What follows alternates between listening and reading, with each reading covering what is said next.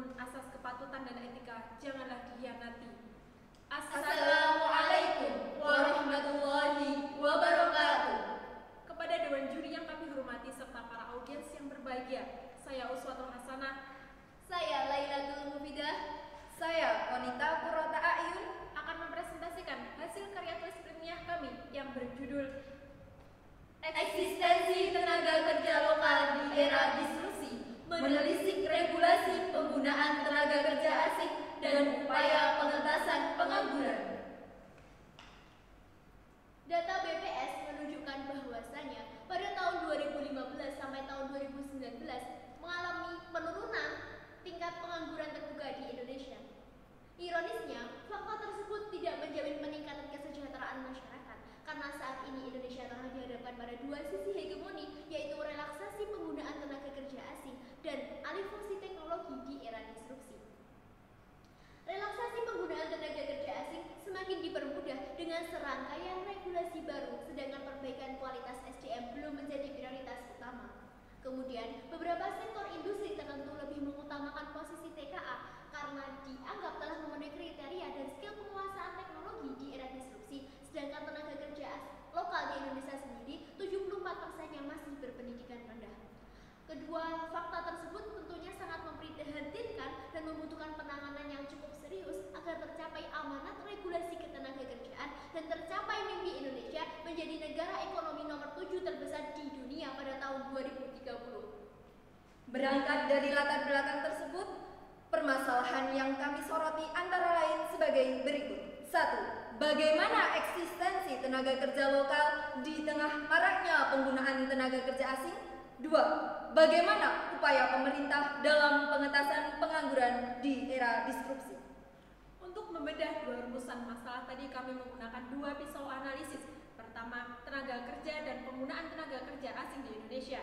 Menurut pasal 1 ayat 1 Undang-Undang Ketenagakerjaan, tenaga kerja adalah setiap orang yang mampu melakukan pekerjaan guna menghasilkan barang dan atau jasa, baik untuk memenuhi kebutuhan pribadi maupun untuk masyarakat. Agar investasi meningkat, Jokowi memberlakukan kebijakan mempermudah izin bagi tenaga kerja asing melalui Perpres nomor 20 tahun 2018 tentang penggunaan TKA. Berdasarkan data Kemenaker per Maret 2018, jumlah TKA di Indonesia mencapai 126.000. TKA sendiri merupakan warga negara asing pemegang visa dalam maksud bekerja di wilayah Indonesia. Selain istilah tersebut, istilah lain yang disebutkan di dalam Perpres nomor 20 tahun 2018 antara lain tenaga kerja pendamping dan pemberi tenaga kerja asing. Kemudian teori kedua yang kami gunakan adalah pengangguran dan upaya pengentasan pengangguran di Indonesia. Pengangguran adalah keadaan di mana seseorang yang tergolong angkatan kerja ingin mendapatkan pekerjaan namun belum bisa mendapatkannya. Selain dipengaruhi oleh minimnya lapangan pekerjaan, kurangnya informasi dan keahlian, serta belum maksimalnya upaya pemerintah untuk meningkatkan soft skill, pengangguran juga semakin bertambah seiring dengan ketidakmampuan mengikuti perkembangan era disruptif revolusi industri 4.0, di mana untuk menghadapi era revolusi industri 4.0 sangat dibutuhkan kualitas sumber daya manusia yang berkualitas dan berdaya saing tinggi. Adapun beberapa program yang digalakkan pemerintah diantaranya dengan meluncurkan kartu prakerja pada bulan April 2020 yang bisa digunakan sebagai insentif untuk membeli pelatihan secara gratis baik offline maupun online. Kemudian dari sektor informal, pemerintah juga menyasar industri kecil dan menengah melalui program e-smart IKM, kemudian pengembangan startup dan peningkatan kemampuan penguasaan teknologi. Metode penelitian yang sedang kami lakukan adalah 1. Pendekatan dan jenis penelitian.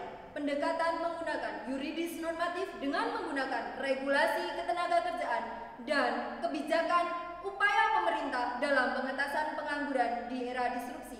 Jenis penelitian yang sedang kami lakukan adalah menggunakan studi kepustakaan. 2. Pengumpulan data. Ada 3 macam. Yang pertama, menggunakan studi kepustakaan. Yang kedua, ada sumber primer yang berasal dari Undang-Undang Nomor 23 Tahun 2013, Perpres Nomor 20 Tahun 2008, dan yang ketiga adalah kebijakan peraturan Kementerian Ketenagakerjaan. Adapun sumber sekunder berasal dari berita, buku, jurnal ilmiah, serta hasil-hasil penelitian yang berkaitan dengan ketenagakerjaan. Untuk teknis analisis data yang kami gunakan menggunakan deskriptif dengan menggambarkan data yang sedang kami kumpulkan apa adanya. Berikut hasil analisis yang telah kami lakukan. Pertama, eksistensi tenaga kerja lokal di tengah maraknya penggunaan tenaga kerja asing. Saat ini dunia telah mengalami globalisasi tenaga kerja, di mana perusahaan di seluruh dunia dapat memanfaatkan tenaga kerja dari negara lain sesuai kemampuannya. Menurut data IMTA Kemenaker, jumlah TKA tumbuh hingga 38,6% di tahun 2018-2019. Kuantitas TKA ini akan menjadi persoalan dalam pengentasan pengangguran di Indonesia jika TKA yang masuk merupakan jenis pekerja kasar. Kemudian, data Badan Koordinasi Penanaman Modal menunjukkan bahwasanya pada tahun 2019 diketahui nilai investasi di Indonesia mencapai 809,6 triliun rupiah atau mencapai 102,3% dari target investasi.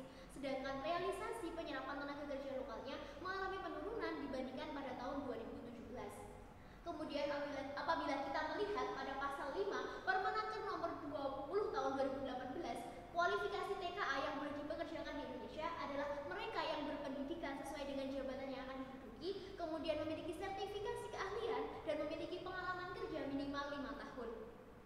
Kemudian telah ditegaskan pula di dalam pasal 45 Undang-Undang nomor 13 tahun 2003 tentang ketenagakerjaan bahwasanya TKA yang bekerja di Indonesia harus skill worker atau mereka yang memiliki keahlian khusus, karena hal ini berkaitan langsung dengan konteks alih keahlian kepada tenaga kerja pendamping. Adapun maksud diundangkannya regulasi tersebut adalah lahan untuk peningkatan keterampilan tenaga kerja pendamping di Indonesia. Namun faktanya konteks alih keahlian tersebut masih sebatas syarat administratif dan belum menjangkau keseluruhan karena masih ditemui banyak fakta di lapangan di mana TKA yang bekerja di Indonesia masih sebatas buruh kasar atau blue collar yang sebetulnya tidak diperlukan di Indonesia.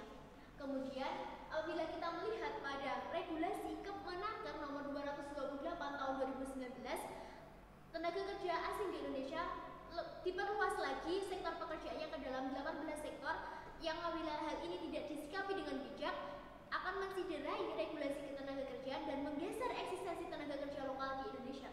Karena apa? Pertama, TKA harusnya didampingi oleh tenaga kerja pendamping, namun dengan regulasi tersebut TKA bisa bekerja tanpa pendamping. Kemudian yang kedua, transfer keahlian bisa jadi tidak akan pernah terjadi dan TKA bisa bekerja tanpa batas waktu. Kemudian yang ketiga, mendorong masuknya tenaga kerja asing yang berstatus blue collar atau buruh kasar yang sebetulnya tidak dibutuhkan di Indonesia. Analisis 2. Upaya pemerintah dalam pengentasan pengangguran di Indonesia. Pesatnya perkembangan di era industri 4.0 menyebabkan akan berdampak pada pergeseran permintaan tenaga kerja. Di era industri 4.0 ini mengakibatkan industri akan lebih banyak menggunakan tenaga dari robot dan kecerdasan buatan, sehingga akan mempengaruhi atau pengurangan jenis pekerjaan. Oleh sebab itu, upaya yang dapat dilakukan pemerintah dalam pengentasan pengangguran di Indonesia antara lain sebagai berikut. 1. Perbaikan kualitas sumber daya manusia melalui pelatihan online secara gratis bagi peserta yang telah lolos dalam pendaftaran kartu prakerja. Kemudian yang kedua, peningkatan dan pengembangan UMKM berbasis teknologi. Adapun strategi yang dilakukan oleh koperasi dan UMKM antara lain sebagai berikut. 1. Memperbesar akses pasar dunia baik di dalam maupun di luar negeri. Kedua, mempertegas atau memperkuat UMKM dengan melakukan pelatihan dan pendampingan kualitas UMKM yang ada di Indonesia. Kemudian yang ketiga adalah memberikan kesempatan dan keluasan dalam melakukan pengembangan usaha baik untuk UMKM dan koperasi. Berdasarkan paparan analisis yang telah kami lakukan sebelumnya, kami dapat menyimpulkan bahwa relaksasi penggunaan TKA dalam Perpres nomor 20 tahun 2018 nyatanya banyak bertentangan dengan Undang-Undang Ketenagakerjaan. Sedangkan upaya untuk menghadapi era disrupsi dibutuhkan human capital dan kreativitas dan inovatif. Saran dari kami, perlu adanya perhatian khusus dari pemerintah dalam peningkatan kualitas SDM dengan cara melakukan reformasi sistem pendidikan yang berorientasi pada peningkatan 4.0. Demikian presentasi dari kami. Sekian dan terima kasih. Wassalam.